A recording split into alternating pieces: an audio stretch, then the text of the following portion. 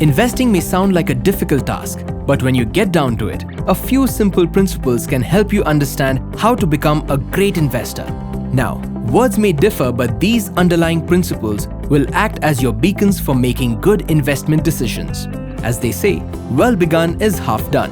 So start by researching well and spending some time to understand the various options available for investing your hard-earned money. Remember, when you understand something well to begin with, you will be more likely to make great choices later. Start investing early. This will allow you to benefit from the power of compounding. Compounding essentially means interest earning interest, or in other words, your money making more money for you. For example, let us assume that you and your friend from school, Rohan, both started investing Rs 5,000 every month many years ago. The difference being that you started investing 5 years before Rohan did. Over the time that passed since you started investing, you have earned almost Rs 25 lakh more than Rohan by just investing Rs 3 lakh extra. How did you manage this? You didn't. Compounding did. Look what a difference those 5 extra years made. Stay invested for the long term. Stick to your plan to really benefit from the power of compounding. The longer you remain invested, the more you will benefit. This will also result in lower volatility and hence a higher potential to make consistent returns.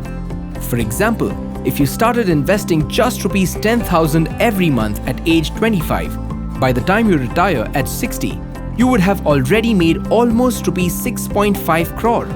This is because of the power of compounding. Remember that these two principles go hand in hand. Investing early and remaining invested for the long term together form the base for incredible results. Articulate your financial goals clearly. Whether you want to save for a car, for your retirement, or simply want to build wealth, the more well thought out your goals, the easier it will be to create a plan to get there. Think of various scenarios that could play out over the next 25 to 30 years. And don't forget, your goals will evolve as your family grows, so keep your plans flexible. Now, before you plan your investments, you need to understand your risk profile. This is determined by 1. Your ability or capacity to take risks, which can be understood by considering various factors such as your current financial status, number of financial dependents, etc. 2. Your willingness to take risks, which is dependent on more personal and psychological factors. 3. Your financial goals, which determine how much risk you actually need to take to achieve them. And this brings us to our next principle. Understand the risk associated with various investment products. Different products leverage different levels of risk to deliver upon different objectives. The right mix of these products determines what outcomes you can plan for. Broadly, the idea is to be able to match your own risk profile and the time horizon of your financial goal with that of the investment products you choose. Another key idea to keep in mind is diversification. Ensure that you don't end up putting all your eggs in one basket. Diversification simply refers to the idea of not investing too much in any one kind of investment and spreading your money over multiple choices, whether in terms of sectors, asset classes, or even products. It helps you reduce risk because even if one or two of your choices don't do well for you, the others will help balance such a negative impact. This will eventually help you maximize the potential to earn good and consistent returns. Allocate assets appropriately. Even if you don't diversify across products, at least allocate your investments appropriately between different asset classes. Always remember that equity might do well for some time, but debt assets may do much better at other times. The right mix of equity and debt will help you add both growth and stability to your investment portfolio.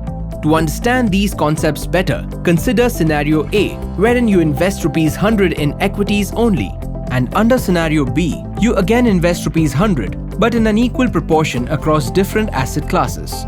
Now, assume that the value of your equity investment falls by 10% and that of your debt or fixed income investment increases by 10%. Under Scenario A, the value of your investment would have become Rs 90.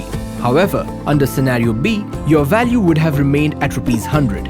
This is a simple example of asset allocation in action. Review your portfolio regularly. Track how your portfolio is performing at periodic intervals, and if something's not doing well over the long term, or if you find that your portfolio has become skewed towards a particular asset class, consider making relevant changes when necessary. Seek professional advice. A professional investment advisor can guide you to not only build a better portfolio by recommending the right products most suitable for your needs, but also to always remain disciplined and on track. But your dependency on an advisor should not become an excuse for you not to train yourself to become a better investor. And that's the quickest crash course on how you can become a great investor. Remember, investing is as much art as it is science, and with these simple steps, your investing journey could be a lot better.